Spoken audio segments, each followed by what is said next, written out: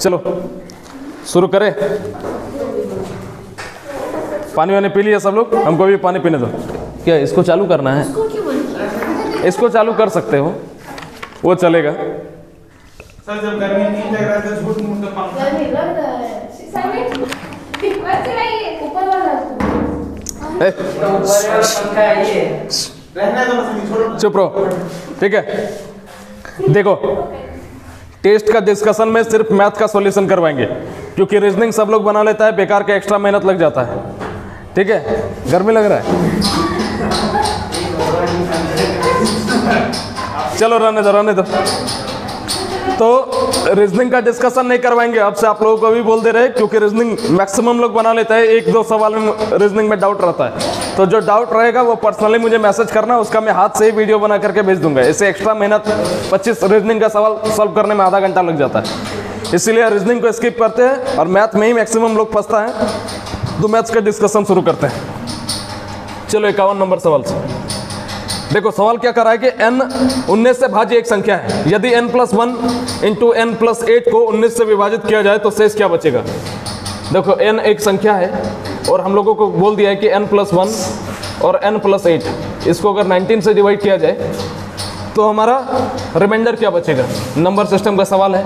देखो n का मान इतना कंप्लीटली हमें पता है कि n जो है डिविजिबल बाई 19 है, 19 से कट सकता है, तो n का मान कुछ भी हो सकता है। n बराबर 19 भी हो सकता है, 38 भी हो सकता है, 19×3 = 57 भी हो सकता है, कुछ भी रख सकते हो, हर जगह रिमाइंडर सेम ही आएगा। एक बार हम करके दिखा देते हैं। जैसे n बराबर हम लोगों ने 19 मान लिया, तो 19 जब मानेंगे तो यहाँ पे क्या हो जाएगा, 19 + 1 20 और 19 + 8 19 20 27 और इसको 19 से डिवाइड देंगे। नंबर सिस्टम तो याद ही होगा। यहाँ 20 को डिवाइड देंगे तो रिमाइंडर क्या बचेगा 1, यहाँ पर रिमाइंडर क्या बचेगा 8, तो 8 एकम 9, तो 8 हमारा आंसर हुआ। अगर हम n को अगर 38 भी माने तो 38 + 1 39 और 38 + 8 46। इसको अगर 19 से डिवाइड दोगे तो देखो कितना बचेगा यहाँ रिमाइंडर, 19 को 19 19 दूने 38, तो रिमाइंडर 1 बच रहा है। यहाँ पे 19 दूने 38, रिमाइंडर कितना बच रहा है 8 बच रहा है, तो 8 एकम 8, तब भी तो हमारा 8 ही आ रहा है आंसर, ठीक है। यानी कि हम लोग n के जगह में 19 के मल्टीपल में कुछ भी मान सकते थे, तो हमारा आंसर क्या हो जाएगा, रिमाइंडर बराबर 8। तो इसका सही आंसर हो जाएगा ऑप्शन नंबर सी 8। अगले सवाल को, क्वेश्चन नंबर 52। क्वेश्चन नंबर 52 बोल रहा है कि n का अधिकतम पूर्णांकीय मान क्या है जिसके लिए n² + n+6 divided by n एक पूर्णांक है, ठीक है। इस सवाल का आंसर बुक में गलत दिया हुआ है, इसका एक्चुअल आंसर होना चाहिए 6, बुक में दिया हुआ है 8। देखो किसे, जैसे n का मैक्सिमम वैल्यू हमसे पूछा है, ठीक है, और इक्वेशन दिया है n² + n+6 divided by n, और ऑप्शन दे दिया है 4, पहला है 3, दूसरा है 2, तीसरा है 6 और चौथा है 8, ठीक है। अब देखो n के बारे में बोला है कि एक ये कंप्लीट नंबर है, एक पूर्णांक है। पूर्णांक मतलब क्या है, एक इंटीजर है, कंप्लीट नंबर है, पूरा अंक है। तो n का मान अगर पूछा है मेरे से तो कहीं ना कहीं ऑप्शन में n का मान ही देगा।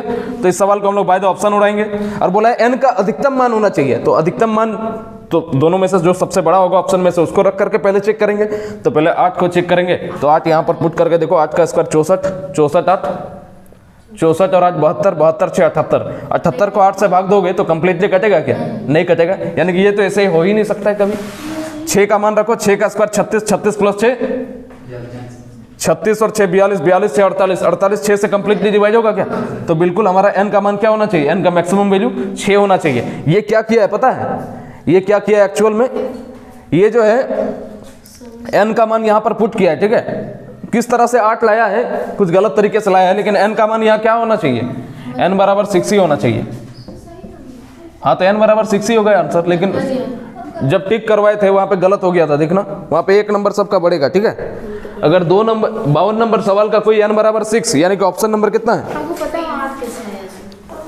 ऑप्शन नंबर, लेकिन पूछा क्या है, पहली बात देखो n = 6 आप इक्वेशन में रखोगे तब आ जाएगा, हमको पता है, ठीक है। जैसे कि यहाँ पे 6 का स्क्वायर 36, 36 + 6 42, 42 से 48, और 48 को जब 6 से भाग दोगे तो 6 8 48, रिमाइंडर की बात कर दिया है। लेकिन पूछा क्या है, रिमाइंडर आंसर दे रहा है। पूछा मेरे से सवाल में देखो क्या, n का अधिकतम पूर्णांकीय मान क्या है, n का वैल्यू पूछा है। अगर पूछता कि रिमाइंडर क्या होगा तब हमारा 8 आंसर होता। यानी कि इसमें अगर ये आंसर सॉल्यूशन क्वेश्चन रहता कि रिमाइंडर क्या है तो 8 हमारा आंसर होता। पूछा है कुछ और, आंसर दिया है कुछ और, बात समझे। हाँ तो n का मान हम लोग 6 पुट किए। तो 6 ना आंसर सही होगा। हाँ तो 6 ही तो बोल रहे हैं कि 6 ही आंसर सही है, 8 हमारा सही नहीं है। 8 अगर बोलता कि रिमाइंडर क्या होगा इस इक्वेशन का, तब हमारा 8 सही होता। बात समझे? 60 आ गया ना? हाँ ठीक है। 53 नंबर सवाल देखो। 53 नंबर सवाल क्या कर रहा है? एक वर्गाकार खेत की भुजा की लंबाई जिसका क्षेत्रफल, देखो एक वर्गाकार है, वर्ग जानते हो, एक वर्गाकार खेत की भुजा की लंबाई क्या है ये हमें निकालना है। ठीक है, वर्ग बना देते हैं। वर्ग किसको कहते हैं? जिसका चारों भुजा समान हो। फिर आगे बोला है जिसका क्षेत्रफल 40 मीटर और 20 मीटर चौड़ाई और एक आयत है जिसकी चौड़ाई है 25 मीटर और 17 मीटर लंबाई चौड़ाई। ठीक है, सवाल क्या बोला? एक वर्गाकार खेत की भुजा की लंबाई क्या है जिसका क्षेत्रफल 40 मीटर, 40 × 20 और 25 × 17 विमाओं वाले दो आयताकार खेतों के क्षेत्रफल के योगफल के बराबर है। यानी कि दोनों का सबसे पहले हमको एरिया निकालना है। तो आयत का क्षेत्रफल सबको पता ही होगा क्या होता है, L × B। तो L × B यहाँ पे निकालोगे तो क्या हो जाएगा? एरिया बराबर यहाँ पे 4 का 4 4 दूनी 8, 800। और यहाँ पर एरिया क्या हो जाएगा? यहाँ भी L × B 17 × 25 17 दे 170 170 170 200 कितना हो जाएगा? 17 दूनी 34 340। नहीं तो सीधा मल्टीप्लाई कर दे क्या? 17 × 5 85 के 5 कैरी 8 17 दूनी 34 34 6 40 और 2 42। यानी कि टोटल हम लोग निकाल देते एरिया क्या है? 800 + 425 यानी कि 1225। और 1225 के बारे में ही जिक्र है कि दो आयत का जो क्षेत्रफल है उसका स्क्वायर का, उसके एरिया का सम के बराबर इस वर्ग का स्क्वायर है। ये वर्ग का क्षेत्रफल है। तो वर्ग का क्षेत्रफल क्या होता है बताओ? वर्ग का क्षेत्रफल होता है a स्क्वायर। तो साइड का स्क्वायर वर्ग का क्षेत्रफल, और ये तो दोनों आयत को जोड़ करके हम लोग बनाए हैं, यानी कि ये 1225 के बराबर हो जाएगा। तो a बराबर रूट अंडर 1225, और 1225 किसका रूट होता है? 15 का। ये सब जितना सवाल नहीं बन रहा है एगो कॉपी लो, एगो हाँ अच्छा सॉरी 15 का स्क्वायर 225 देखे थे सिर्फ, 35 का स्क्वायर 1225। ठीक है, तो a बराबर साइड बराबर क्या हो जाएगा? 35। यही निकालने बोला है क्या? हाँ यही बोला है कि वर्गाकार खेत की भुजा की क्या होगा। देखो जितना सवाल आपसे नहीं बनता है उतना एक सब सवाल को एक कॉपी में नोट करोगे, बहुत इंपॉर्टेंट है ये सब। ठीक है, अगले बार गलती नहीं होगा। आप जानते हो नोट करने के बाद क्या होगा? अगले बार अगर इस टाइप का सवाल आ गया तो आपसे गलती होगा नहीं, एक बार ओनली नोट करने से। चलो अगले सवाल में आते हैं। अगला सवाल क्या कर रहा है? 54 नंबर सवाल बोला है दो धनात्मक पूर्णांक एक अंक दूसरे अंक से 3 गुना है। दो संख्या ले लेते हैं x और y, और बोला है कि एक संख्या जो है दूसरे संख्या से 3 गुना है, तो x बराबर हम 3y मान लेते हैं। कोई दिक्कत? कोई दिक्कत नहीं। बोला यदि उनका गुणनफल यानी कि x × y बराबर 25 23 है, तो x के जगह हम क्या रख देंगे? 3y, y के जगह y ही बराबर 25 23। तो y स्क्वायर बराबर यहाँ पे काटोगे 3 अठे 24, 1 बचा 3 चौके 12 3 एकम 3, तो y बराबर क्या हो जाएगा? Root under 841। और 841 किसका स्क्वायर होता है? 29 का स्क्वायर 841। निकालने के लिए क्या बोला है? तो बड़ी सबसे बड़ा अंक बताइए। तो बड़ा अंक क्या हो जाएगा? 3y बराबर x बराबर 3y बराबर 29 × 3 यानी कि 87। 9 या 27 के साथ कैरी 2 3 दूना 6 और 2 8 87। यही हमारा आंसर हो जाएगा। ऑप्शन भी लिख देते हैं, ऑप्शन नंबर डी। 55 नंबर सवाल। 55 नंबर सवाल बोला है बहुत बढ़िया सवाल। ये कहीं छोड़ा तो नहीं ना है जी इसको? 15 20 बोला है कि 9 12 15 20 से विभाजित किए जाने पर क्रमशः 7 10 13 और 18 शेषफल छोड़ता है, तो वो न्यूनतम संख्या बताइए। यानी कि एलसीएम निकालने के लिए बोला है इसका। एक चीज हम लोग इस तरह के सवालों को कैसे करते थे? देखो डिफरेंस कितने का है हर जगह? 2 2 2 2। इस तरह के सवालों को कैसे करते थे? जो पहला वाला संख्या उसके एलसीएम निकाल करके ये डिफरेंस को हम लोग हटा देते थे सीधा। तो पहले वाले का एलसीएम जब निकालोगे, मैंने बहुत ही शॉर्ट तरीका आपको बताया है। सबसे पहले 3 के मल्टीपल में सबसे बड़ा 9, यहाँ पर देखोगे 4 गुना 3, तो 2 के मल्टीपल में सबसे बड़ा 4 ही है। यहाँ भी तोड़ोगे तो 4 गुना 5 मिलेगा, तो 2 के मल्टीपल में सबसे बड़ा 4, 3 के मल्टीपल में 9 मिल गया, 5 के मल्टीपल में 5 हो जाएगा। और कोई है क्या फैक्टर में? तो और कोई नहीं है। तो 9 चौके 36, 36 पंजे 180। तो वो अगर हमको अभिष्ट संख्या चाहिए, ये तो एलसीएम आया ना, ये तो हमारा एलसीएम आया। अभिष्ट संख्या हमको क्या करना होगा? जो डिफरेंस है उसको घटा देंगे। 178 एलसीएम एचसीएफ बहुत डिटेल के साथ पढ़ाए थे। अगला सवाल 56 नंबर सवाल कर रहा है एक आयत की लंबाई में 10% की वृद्धि और 10% की कमी होते हैं। परसेंटेज में जो फॉर्मूला a + b वाला फॉर्मूला लगा है, पहले 10 का वृद्धि हो रहा है फिर कमी हो रहा है, प्लस माइनस यहाँ पे किसका साइन आएगा? माइनस का। 10 × 10 / 100 तो ये तो 10-10 ऐसे खत्म हो जाएगा, यानी कि ओवरऑल 1% का क्या माइनस का 1% जाएगा, यानी कि 1% कम ही होगा। ठीक है, इसका बेसिक नहीं बताएंगे क्योंकि बेसिक बना लोगे। 57 नंबर सवाल देखो, बहुत बढ़िया सवाल है। एक समकोण, इस सवाल में फंसा हुआ होगा सब, एक समकोण समद्विबाहु त्रिभुज का परिमाप, यूट्यूब वाला भी फंसा होगा क्योंकि सवाल का लैंग्वेज क्या बोला है पकड़ ही नहीं पाया होगा। समकोण समद्विबाहु त्रिभुज, समकोण त्रिभुज बोलता तो कुछ हो सकता था, समकोण समद्विबाहु त्रिभुज। समद्विबाहु मतलब क्या होता है, आइसोसेलेस ट्रायंगल। समद्विबाहु यानी कि दो भुजा जिस ट्रायंगल का बराबर होता है उसी को समद्विबाहु त्रिभुज कहते हैं।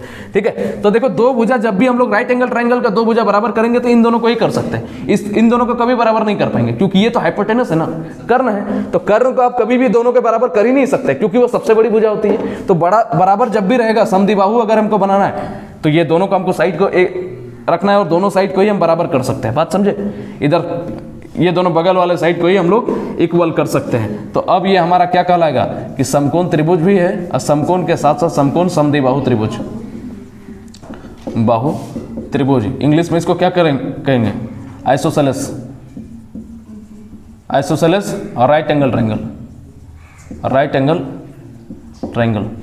ठीक है, अब देखो अब सवाल में क्या बोला है, अगर ये दो भुजा ए ए है तो कर्ण को भी कुछ मानना पड़ेगा और कर्ण डेफिनेटली इन लोगों से बड़ा होगा, तो बी ही मैंने मान लिया। यहां तक क्लियर है। अब देखो यहां पे सवाल में दे रखा है यदि त्रिभुज का परिमाप 2 + √2 सेंटीमीटर है। त्रिभुज का परिमाप आपको पता है कैसे निकालते हैं, सब भुजा को जोड़ दो तो आप देखोगे 2a + b, यही है पेरीमीटर, और ये किसके बराबर है, 2 + √3 सेंटीमीटर के बराबर है। कंपैरिजन जब करोगे यहाँ पे 2 दिखा तो a बराबर कहीं ना कहीं 1 आना चाहिए, और जब यहाँ पे कंपैरिजन करोगे तो b का मान क्या आ जाएगा, √3। निकालना क्या है सवाल में, उसका क्षेत्रफल निकालना है। तो एरिया निकाल देंगे, राइट एंगल ट्रायंगल का एरिया कैसे निकलता है, 1/2 इंटू बेस इंटू हाइट। तो 1/2 बेस क्या है इसका a, और हाइट क्या है इसका, हाइट भी तो a, यानी कि 1/2 इंटू a का मान क्या है 1, यहाँ भी a का मान क्या है 1। हाँ कहाँ पर,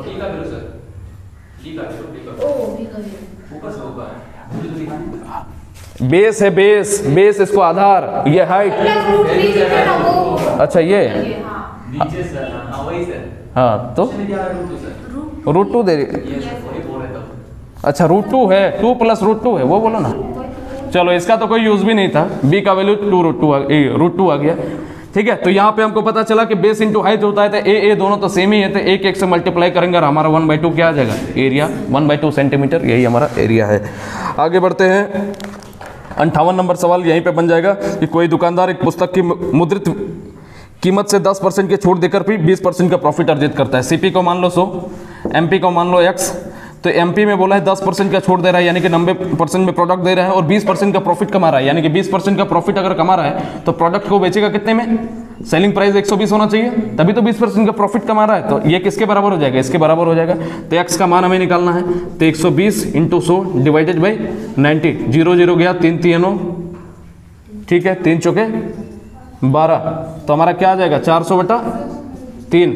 हमें निकालना क्या है, एमपी और सीपी का रेशियो बोला है, सीपी और एमपी का रेशियो, तो सीपी इस टू एमपी निकालना है। सीपी का मान क्या है 100, एमपी का मान क्या है 400/300, यहाँ क्रॉस इंटू करोगे तो 300 इस टू 400, 2 0 2 0 खत्म कहानी, 3 4, यही हमारा आंसर। कितना बड़ा तक निकाल देंगे क्या,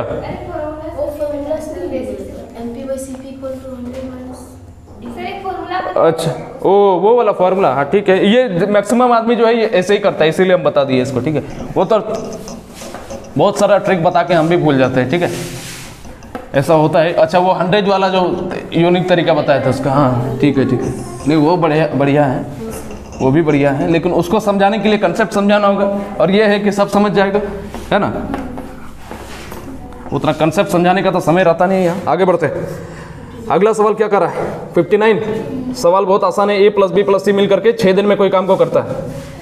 ए बी सी 6 दिन में करता है, फिर आगे बोला ए अकेला उसे 12 दिन में करता है, बी अकेला उसे 18 दिन में करता है। तो सी के बारे में बोला है कि कितने दिन में करेगा। टोटल वर्क मान लोगे, तीनों से कटने वाली संख्या तो 36 मान लिया, क्षमता निकाल दोगे 6 × 6 = 36, 12 × 3 = 36, 18 × 2 = 36, या हाँ जाइए 18 × 2 = 36। अब देखो ए और बी का इफिशिएंसी कितना आ गया 5, तो सी का इफिशिएंसी क्या होना चाहिए कि क्षमता 6 के बराबर होगा, तो सी का इफिशिएंसी 1 होना चाहिए, तो सी का ही समय निकालना है। तो सी का समय निकाल देंगे, total work 36 divided by efficiency, यानी कि 36 दिन में ये काम खत्म हो जाएगा। 60 नंबर सवाल, 60 नंबर सवाल क्या बोला है, एक आदमी नौका में को, सुनो ना इधर, एक आदमी नौका को 13 किलोमीटर ऊर्ध्व प्रवाह चलाता है और 28 किलोमीटर अनुप्रवाह चलाता है और उसे हर बार 5 घंटे का समय लगता है, तो धारा का प्रवाह बताओ। ठीक है, देखो समय बराबर क्या होता है, दूरी बटा चाल। तो दूरी यानी कि पहले वाले कंडीशन में कितना दूरी दिया है, 13 किलोमीटर, और बोल रहा है कि धारा के ऊर्ध्व प्रवाह, ऊर्ध्व प्रवाह मतलब कि धारा के विपरीत यानी कि x माइनस वाई। तो हम लोग लिख सकते हैं यहाँ पे 5x minus 5y equal to 13, इसको इक्वेशन नंबर 1 मान लेंगे। फिर आगे बोला है कि 28 किलोमीटर धारा के अनुप्रवाह में, अनुप्रवाह मतलब साथ में, ठीक है, अनुप्रवाह मतलब साथ में होता है, इसमें भी 5 घंटे का समय लगता है। तो 5 बराबर क्या हो जाएगा, 28 बटा x प्लस वाई, क्योंकि समय बराबर दूरी बटा चाल, बता होगा कि नहीं, यानी कि 5x plus 5y equal to 28, equation number 2। Equation number 1 मिला, इक्वेशन नंबर 2 मिला, तो बस सॉल्व कर दो। 5x minus 5y equal to 13 है, दोनों को सॉल्व कर देते हैं। देखो सवाल में हम लोगों से पूछा है धारा की गति, यानी कि y का मान, x हमारा नाव की गति होता है, y हमारा धारा की गति होता है। तो x हम लोगों को निकालने की जरूरत नहीं है, तो x हम लोग सीधा क्या करते हैं, इसको खत्म करना होगा x वाले को, तो माइनस कर देते हैं, यहाँ से इसको घटा देते हैं। अब 5y में से माइनस करेंगे, माइनस का फिर से 5, यानी कि क्या हो जाएगा ओवरऑल 10y, और यहाँ 28 में से जब 13 को घटाओगे तो कितना आ जाएगा, 8 में से 3 गया 5, 2 में से 1 गया, तो यानी कि y बराबर हमारा क्या आ जाएगा 15 बटा 10, काटोगे तो 5 दिए 15, यानी कि 1.5 किलोमीटर पर आवर। यही तो हमें निकालना ही था, y का मान क्या है 1.5 किलोमीटर पर आवर। 61 नंबर सवाल, 61 नंबर सवाल में थोड़ा सा गलती है, वहाँ पे 3 बटा 4 है ना, उस अच्छा हम तो सुधार ही दिए थे इसको, ठीक है। इसका एक वस्तु है जिसका प्रोडक्ट का कीमत है 750 रुपये, बोला है उसका क्रय मूल्य इसके विक्रय मूल्य का 4 बटा 3 है, यानी कि ये तो बहुत आसान सवाल है कि 750 का 4 बटा 3 है, निकाल दो इसको, 3 दूने 6, 3 पंजे 15, 250 चौके 1000, 750 में बेचा, 1000 में खरीदा था, घाटा कितने का हो रहा है 250 का, कहाँ से हो रहा है 1000 में से हो रहा है, परसेंटेज में चेंज करने के लिए 100 से मल्टीप्लाई, 3 जीरो, यहाँ पे 3 जीरो खत्म, तो घाटा कितने का 25% का, 25% हानि, ऑप्शन नंबर डी। 62 नंबर सवाल बोला है यदि ए का 90% यानी कि ए का 9 बटा 10 बराबर क्या हो जाएगा, बी का 30%, बी का 3 बटा 10, ठीक है। तो ए इज टू बी, यहाँ पे क्या हो जाएगा, क्रॉस इंटू करोगे तो 30, देखो ए बाई बी ज़्यादा समझ पाओगे, इधर ऊपर बेचते हैं तो 30 और नीचे क्या हो जाएगा 90, काटोगे तो 1 बटा 3, यानी कि ए का मान 1 आ रहा है, बी का मान 3 आ रहा है। निकालने के क्या बोला है, b/1 ए, तो b/2 ए निकाल दो, 3/1, 1, यही हमारा आंसर हो जाएगा। 63 नंबर सवाल बोला एक परीक्षा में 80% फॉर्मूला तो याद होगा, पी ए यूनियन बी का, P A plus P B minus P A intersection B. तो आप देखोगे कि पहले वाले में पास कितना है 80, दूसरे सब्जेक्ट में पास 85, और दोनों में पास कितना है 75, तो बस 75% को घटा दो। 5 8 8 16 1 17, 8 8 16, 165 में से 75 को अगर हम लोग घटा देंगे तो बचेगा क्या 90। तो यानी कि टोटल पास, यूनियन मतलब वही ना होता है, टोटल पास इतना है। तो कोई भी चीज़ खुद में 100% होता है, टोटल पास अगर 90 है तो फेल कितने हो जाएंगे बताओ, 10 फेल, और इसी का मान सवाल में 40 दे रखा है, 1 यूनिट का मान 4, तो 100 यूनिट टोटल पर्सन, टोटल छात्र निकालना है, तो 400, यही हमारा आंसर हो जाएगा। अगले सवाल में कहाँ गया 64, ये तो एकदम इतना हलवा सवाल है, अरे इसमें अटका है। क्या बोला है सवाल में, एक बस अपने चाल का 2/3 पर चलकर 12 घंटे में गंतव्य स्थान पर पहुंचती है, अपनी मूल चाल से चलकर बस को उस स्थान तक पहुंचने में कितना समय लगेगा। देखिए एक बस की कोई स्पीड है और बोला है कि जो इसकी स्पीड है उसका 2/3 स्पीड से चलता है, यानी कि स्पीड का रेशियो हम लोग सीधा लिख देते हैं कि बस में प्रारंभ में मान लो कि 3 है, बाद में चल करके 2 हो जाती है। हम लोग क्या करते थे, ये जो फ्रैक्शन के नीचे इसी के अनुसार तो मानते थे ना, तो स्पीड का उल्टा क्या हो जाता है सुनील, टाइम। और फिर यही बोला है बाद वाला टाइम हमारा कितना दे रखा है 12 घंटे में गंतव्य पर पहुंचती है, यानी कि 3 यूनिट का मान 12 दे रखा है, 1 यूनिट का मान क्या हो जाएगा 4, प्रारंभिक समय पूछा है तो 2 यूनिट का मान कितना हो जाएगा 4 गुना 2 बराबर 8। कितना आसान है। 65 नंबर सवाल, 65 नंबर सवाल बोला है कि साधारण ब्याज की किसी दर पर 1600 रुपये 5.5 वर्षों में 2832 रुपये हो जाते हैं, तो हमें क्या निकालना है, उसका रेट निकालना है ना, किस दर से, अच्छा रेट निकालना है। तो प्रिंसिपल है 1600 रुपये, अमाउंट हो जाता है 2832 रुपये, टाइम दे दिया है 5.5 वर्ष, यानी कि इसको लिख सकते हैं 11/2 वर्ष। आगे बोला है रेट हमें निकालना है, तो अगर 16 से लेकर के 2832 हो जा रहा है, यानी कि एसआई कितना निकलेगा बताओ, 2832 में से 1600 को घटा दो तो 2 3 8 में से 6 गया तो 2 में से 1 गया तो 1 1232 रुपये मेरा साधारण ब्याज हो रहा है। और साधारण ब्याज का फॉर्मूला क्या होता है? P into R into T के जगह हम लोग 11/2 डिवाइडेड बाई 100 और ये किसके बराबर होगा? 32 के बराबर होगा, यही होगा। ठीक है, ठीक है। बाय द ऑप्शन भी इसमें लगा सकते थे, लेकिन अब हम लोग को क्या निकालना है? आर निकालना है। तो आर बराबर क्या हो जाएगा? 1232 इंटू 200 डिवाइडेड बाई 1600 इंटू 11। थोड़ा सा कैलकुलेटिव हो जाएगा लेकिन निकाल देंगे। 11 एकम 11, 11 दूने 22, फिर 11 दूने 22। ठीक है, 2 0 से 2 0 गया, ये 8 बार में। तो आर बराबर क्या आ जाएगा? 122/8। इसको काटोगे 8 एकम 8, 4 और 2 मिलके 42, 8 पंजे 40, 15%। नहीं आया ना? कहीं कुछ मिस्टेक की है क्या? देखो तो यहाँ पे घटाने में 28 32 सही लिखे है ना? सब कुछ सही है ना? 28 32 ठीक। 3 8 में से 6 गया, 2 में से 1 गया। ठीक है, 1232 बर तो आर इंटू टी। सर वहाँ 11 से काटे हैं ऊपर। हाँ, गलत काटे। 11 एकम 11। हाँ, 112। अच्छा अच्छा अच्छा। देखो 11 एकम 11, ठीक है, 1, हाँ ठीक है, फिर 11 एकम, हाँ ठीक है ठीक है, 112। ठीक है, 112/8। अब काटोगे 8 एकम 8, 4 और 2 मिलके और 8 चौके 32 ना, 3 बचेगा। 3 और 2 मिलके 32, 8 चौके 32, 14%। ठीक तो है। 8 एकम 8, 3 बचेगा, 3 2 मिलके 32। आगे 66 नंबर सवाल। 66 नंबर सवाल क्या है? यदि किसी वस्तु का क्रय मूल्य और विक्रय मूल्य, क्रय मूल्य 10 है, विक्रय मूल्य 11 है, प्रॉफिट कितने का हो रहा है? 1 रुपये का। प्रॉफिट परसेंट निकालने के लिए बोला है प्रॉफिट बटा CP इंटू 100 यानी कि 10% का। 67 नंबर सवाल। यदि 182 रुपये को 3 5 4 1 के अनुपात में बांटा जाता है तो न्यूनतम भाग क्या होगा? 182 रुपये का प्रिंसिपल है, बांटा जा रहा है 3 5 4 और 1। सबसे छोटा तो हमें पता है 1 यूनिट होने वाला है। सबको जोड़ दो, 5 4 9 10 और 3 13। 13 का मान 182 के बराबर, 1 का मान 13 एकम 13, 13 5 और 2 मिल के 52 हुआ, तो 13 चौके 52 यानी 1 यूनिट का मान क्या हो जाएगा? 14। और यही हमारा आंसर होगा, ऑप्शन नंबर सी। ठीक है, कितना जल्दी देखो। और कहाँ सवाल बचा है? कितना समय लगा डिस्कशन में? कितना समय लगा? 20 मिनट अभी हुआ है। 20 मिनट में इतना सवाल हो गया। आज का सवाल बहुत ही आसान था। अगला देखो, 68 नंबर सवाल। सवाल बोला है कि 53 रुपए की एक प्राइस है जिसमें A B C में इस प्रकार विभाजित किया जाता है कि A को B से 7 रुपये अधिक और B को C से 8 रुपये अधिक, तो उनके हिस्सों का अनुपात बताइए। तो इस तरह के सवालों को कैसे सॉल्व करना सिखाए थे कि A और B डिपेंडेंट है C के ऊपर, यानी कि C को हम लोग मानेंगे तो C को X मान लो। B के बारे में जिक्र है कि C से 8 रुपये ज़्यादा है, यानी कि कितना हो जाएगा? X + 8। A के बारे में जिक्र है कि B से 7 रुपये ज़्यादा, 8 रुपये ये ज़्यादा था, तो ये कितना हो जाएगा? X + 15। 8 में और 7 जोड़ दोगे, यहाँ पे प्लस का 8 है, यहाँ प्लस का 7 है, तीनों को जोड़ो, ये 153 के बराबर होना चाहिए। क्या हो जाएगा? 3x + 15 5 20 और 3 23 बराबर 53। तो 3x बराबर 53 में 23 घटाओगे तो 30। x का मान क्या आ जाएगा? 10। निकालने के लिए क्या बोला? उनके हिस्सों का रेशियो निकालना है। निकाल दो। यहाँ पे जब पुट करोगे कितना हो जाएगा? 25, यहाँ पे 18 और यहाँ पे 10। 25 18 10, ऑप्शन नंबर बी।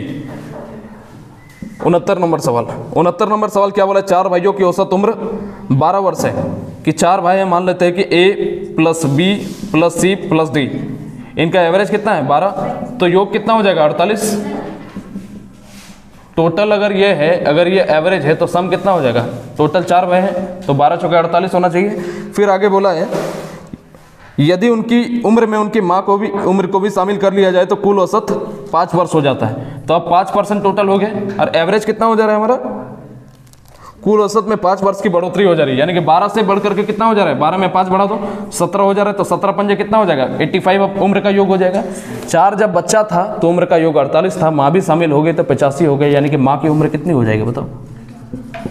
85 में से 48 को घटा दो, 15 में से 8 गया तो 7, और ये कितना हुआ? 7 में से 4 गया तो 3, 37 वर्ष। यही हमारा आंसर हो जाएगा, ऑप्शन नंबर कहाँ गया? ए। 70 नंबर सवाल। 70 नंबर सवाल क्या बोल रहा है कि 1200 रुपये लागत वाले चाय के 15 किलोग्राम पैकेट की, हाँ 70 ही तो बता रहे हैं। अच्छा हम 71 कब सॉल्व कर रहे हैं। देखो 70 नंबर क्या बोला है, 40 छात्रों की कक्षा की औसत आयु 16.95 है। ये 40 छात्र है जिसका एवरेज एज 16.95 है। बोला है कि एक नए छात्र के प्रवेश से औसत आयु बढ़कर के 17 हो जाती है। तो 17 हो जा रहा है किससे, जब 41 गो छात्र हो जा रहा है। ठीक है, तो सम निकाल दो इसका। दो तरीके हैं, ठीक है, दो तरीके हैं। हम सीधा बेसिक ही बता देते हैं। इससे मल्टीप्लाई कर दोगे 40 × 16.95। अगर उम्र का योग निकालना है तो उम्र ही ना दिया है, हाँ सॉल्व कर दो इसको। नीचे 2 0, कितने का पाड़ा में काट दोगे, 4 का पाड़ा में 25 बार में, 5 पंजे 25, 5 तिये 15, 1 और 9 मिलके 19 हुआ, 5 तिये 15, 4 और 9 मिलके 45, 5 9 में 45, और यहाँ पे 10 बचा है, 5 दूने 10, यानी कि ओवरऑल यहाँ पे क्या बना, 9 दूने 18 के 8, कैरी 1, 3 दूने 6 और 1 7 और 3 दूने 6, 678 बना। यहाँ पे मल्टीप्लाई करोगे 17 एकम 17 के साथ, कैरी 1, 17 चुके 68 और 1 69। यानी कि अब हमें क्या चाहिए निकालने के लिए, क्या बोला है, नए छात्र की आयु। तो नए छात्र की आयु निकाल दो कि 40 का योगफल में से 40 का योगफल 697 में से 678 को घटा दो। 17 में से 8 जाएगा तो 9, 8 में से 7 जाएगा तो 1, यानी कि 19 वर्ष का वो लड़का है। 71 नंबर सवाल। 71 नंबर सवाल बोला है कि 1200 के लागत वाले 1200 रुपये लागत वाले 15 kg चाय का पैकेट और 1500 रुपये लागत वाले 25 किलोग्राम हमारा चाय का पैकेट है। उसमें से बोल रहा है मिश्रण को 75 रुपये प्रति किलोग्राम की दर से अगर बेचा गया तो प्रतिशत लाभ क्या होगा। देखो 15 + 10 ये 15 है ना, 15 + 25 यानी कि 40 kg। 40 kg को कितने में खरीदा ओवरऑल, 15 2 17, 17 और 10 27, सॉरी 27, 15 2 17, 17 10 27, यानी कि टोटल 40 किलो प्रोडक्ट को 2700 रुपये में खरीदा। यानी कि 1 kg प्रोडक्ट को कितने रुपये में खरीदेगा, 2700 बटा 40। काटोगे इसको, 4 पंजे 20, 4 छक्के 24, 3 और 0 मिलके 30 हुआ, 30 को 4 7 28, 2 बचा हुआ है, यानी कि 67.5 रुपये प्रति किलोग्राम के हिसाब से इसको क्या खरीदा सीपी है। और बेच कितने में दिया, 70 रुपये पर केजी के हिसाब से बेच दिया। ये ना है 70 है ना, है 75 है, तो प्रॉफिट ही होगा। प्रॉफिट कितने का होगा, 68 69 70, 8.5 का प्रॉफिट हो रहा है। देखो तो इसमें जोड़ करके 67 68 69 70 नहीं 7.5। देखो अब सही है। देखो 67.5, इसमें 0.5 जोड़ोगे 68, 68 और 7 को जोड़ोगे तो 75 आ जाएगा। बिल्कुल हो रहा है, प्रॉफिट इतने का हो रहा है। हमें निकालना क्या है, लाभ परसेंट निकालना है। तो प्रॉफिट परसेंट निकाल दो। लाभ परसेंट क्या होता है, लाभ बटा क्रय मूल्य। क्रय मूल्य क्या है, 67.5 इंटू 100। ये पॉइंट से पॉइंट गया, इसको काट दो। किसके पाड़ा में काट देंगे, 25 का पाड़ा में, 25 दूने 50, बचा क्या 60, या 5 का पाड़ा में काटो, 675 है ना, 5 का पाड़ा में काटो अगर ना, 15 का पाड़ा में काट सकते हैं, सबसे बढ़िया होगा। 15 चौके 60 और 15 पंजे 75 और 15 चौके 60, 15 पंजे 75, इसको काट दोगे 9 बार में, और 1/9 का फ्रैक्शन वैल्यू 11.1/9%। ये हमारा आंसर हो जाएगा। क्लियर है, बस और 4 सवाल, उसके बाद छुट्टी। डीआई का सवाल, डीआई का बहुत बढ़िया सवाल है, बहुत आसान सवाल है। डीआई का फिगर नहीं बनाए, फिगर बिना फिगर बनाए समझ जाओगे, बहुत समय लेता है फिगर बनाने में। देखो 72 से लेकर के 75 नंबर सवाल तक क्या बोला है, हम इधर एक थोड़ा में मुड़े नहीं है, इधर ही देख रहे तो देख ही रहे तब से।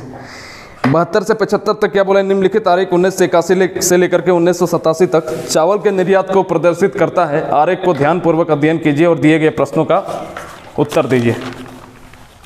देखो छोटा सा आरेख है, बना ही देते हैं, फटाक से बना देते हैं। 5 और ये है 11.4। देखो पहला सवाल क्या बोला है, वर्षों की संख्या जिसमें निर्यात निर्दिष्ट अवधि के लिए औसत से अधिक था। सबसे पहले तो सबका एवरेज निकालो। तो एवरेज बराबर आपको पता है कि sum of quantity divided by number of quantity. तो 5.2 + 6.5 + 7.8 + 9.9, ऐसे इससे बढ़िया रहेगा इस तरह से लिखो, 5.2 6.5 7.8 9.9 10.8 9.5 और 11.4।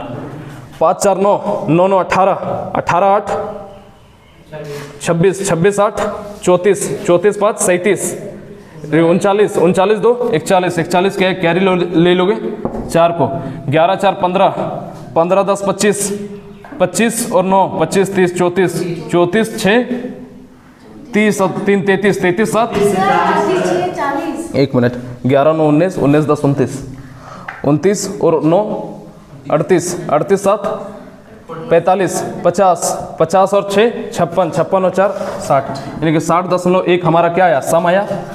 लेकिन एवरेज निकालना है तो नंबर ऑफ क्वांटिटी 1 2 3 4 5 6 7 7 से डिवाइड दे दो। जब काटोगे इसको 7 8 56, एक्स्ट्रा क्या बचेगा 4 4 और 1 मिलके क्या होगा 41, फिर 7 पंजे 35 35 बचेगा, 5 बचेगा, फिर 6 बचेगा। अच्छा हाँ 6 बचेगा, 1 मिनट 7 8 56 57 58 59 60 और फिर इधर फिर 1, ठीक है। तो कितना हो जाएगा ये 41 से ना होगा, 7 पंजे 35, हाँ 6 ठीक है 6 बचेगा। तो 6 अगर बचेगा तो रुको ना 6 बचा ना, फिर 7 8 56 और फिर मतलब 8.58 इतना काम बन जाएगा हम लोगों का। तो हम लोगों को देखना है, अब हम लोगों को क्या देखना है कि वर्षों की संख्या जिसमें निर्यात निर्दिष्ट अवधि के लिए औसत से अधिक था। इस एवरेज से अधिक कहाँ पर है, देखो तो 8.5 से अधिक, एक तो ये हो गया हमारा, एक ये भी हो गया, एक ये भी हो गया और एक ये भी हो गया। तो हमारा क्या हो जाएगा 72 का आंसर 4। कौन कौन हो रहा है 1984 85 86 और 87, ये हमारा आंसर है। 73 नंबर सवाल देखो, वर्षों के निम्न युग्मों में से किस चावल का औसत निर्यात 8.85 लाख रुपए था। यानी कि कहां पर देखना है, दो लोगों का, दो चावल का प्रोडक्ट का एवरेज जो है 8.85 है। एक एक करके चेक करते हैं, देखो तो 82 83 में जो देखते हैं एक बार, ऑप्शन नंबर सी में 6 6 12 1 13 कितना है 14.3, दोनों का सम, अरे दोनों का एवरेज निकालना है अब। तो इसका अगर हम लोग 2 से डिवाइड देंगे तो क्या 8 पॉइंट आ रहा है। इतना बस समझ लो कि आपको एवरेज निकालना है इसमें 8.85 लाख, ठीक है, दो चीजों का, दो कंपनियों का। तो यहां से तो नहीं निकल रहा है, एक एक करके ऑप्शन में देखते हैं, 84 85 में देखते हैं पहले, ठीक है। 84 और 85 में देखो तो दोनों का एवरेज निकल रहा है क्या 8.85। 10 9 19, 19 का आधा करोगे तो 9 हो जाएगा, 9 दूनी 18। तो ये तो फिर इतना ही अप्रॉक्स दिमाग में ही कैलकुलेट करो कि होने वाला है नहीं। अगला क्या है हमारा 1985 86, 85 86 को देखोगे 10 9 19, 19 का आधा फिर से 9 हो रहा है, ये भी नहीं होने वाला है। तीसरा देखो 82 83, 82 और 83 को देखोगे तो 7 और 6 13, 13 का आधा क्या होता है 6, ये भी नहीं हो सकता है। तो कहीं ना कहीं चौथा ऑप्शन होना चाहिए। 83 84 को देखते हैं, तो 83 और 84 देखो कितना हो रहा है, 7 7 14 1 15, अच्छा सॉरी 9 और 7 कितना हो जाएगा 16 मिल गया, यानी कि 8 आ रहा है उसका आधा, यानी कि डेफिनेटली क्या होने वाला है मेरा ऑप्शन नंबर डी 83 84। अरे पूरा सॉल्व करने के लिए कोई बोलता भी नहीं एग्जाम में, आपको दिमागी लगाने के लिए बोलता है, हम लोग फिर ढीठ की तरह लग जाते हैं। देखो 74 नंबर सवाल क्या हो रहा है, 1986 से 87 तक निर्यात में वृद्धि का प्रतिशत बताइए। 86 से 87 तक देखो 9.5 में से 11.4 हो गया और हमसे प्रतिशत वृद्धि निकालने के लिए बोला है। तो वृद्धि निकालना है तो सबसे पहले डिफरेंस देख लो, 11.4 माइनस 9.5 डिफरेंस देखेंगे। और कहाँ से बढ़ा 86 से 87 में गया है, तो नीचे हम लोग किसको रखेंगे 9.5 को, और परसेंटेज में चेंज करने के लिए 100 से मल्टीप्लाई। 14 में से 5 जाएगा तो 9, 10 में से 9 जाएगा तो 1, 1.9 नीचे 9.5 इंटू 100, पॉइंट खत्म। 19 पंजे 95, इसको काटोगे 20%, यही हमारा आंसर है। और 75 नंबर सवाल, 75 नंबर सवाल क्या बोला, किस वर्ष में निर्यात उसके पिछले वर्ष तथा अगले वर्ष के औसत निर्यात के बराबर था। तो देखो यहाँ पे 82 का देखो, कहने का मतलब क्या है इस सवाल में कि किस वर्ष का जो क्या लिखा है, किस वर्ष का निर्यात, यानी कि बेचने की बात हो रही है। कहने का मतलब कोई भी, ये सब क्या है, ये सब जितना डाटा है कि पर साल जितना वो चावल को निर्यात कर रहा है वही लिखा हुआ है। तो बोला है कि किस साल में उसके पहले वाला साल और उसके बाद वाला साल के एवरेज के बराबर उस साल में निर्यात किया गया है। तो देखो तो दोनों का एवरेज क्या है, 82 से पहले 5.2 और ये 7.8, दोनों का योगफल कितना हो जा रहा है 7 5 12 और 8.2 और 0.2 को जोड़ोगे तो 13 का एवरेज क्या होगा, 13 का आधा 6.5 आ रहा है कि नहीं आ रहा है। तो क्या हो जाएगा हमारा आंसर विल बी 75 का 1982। बात समझे, यानी कि दोनों का सम का आधा, इन दोनों इसके आगे वाला और पीछे वाला निर्यात का अगर एवरेज पूछा है कि किस साल में है तो 1982 में है। और इसी के साथ डिस्कशन समाप्त हुआ। कितना समय लगा देखो, 36 मिनट 50 सेकंड में डिस्कशन हो गया, और जिसमें से 2 मिनट बात किया था संतोष मेरे से।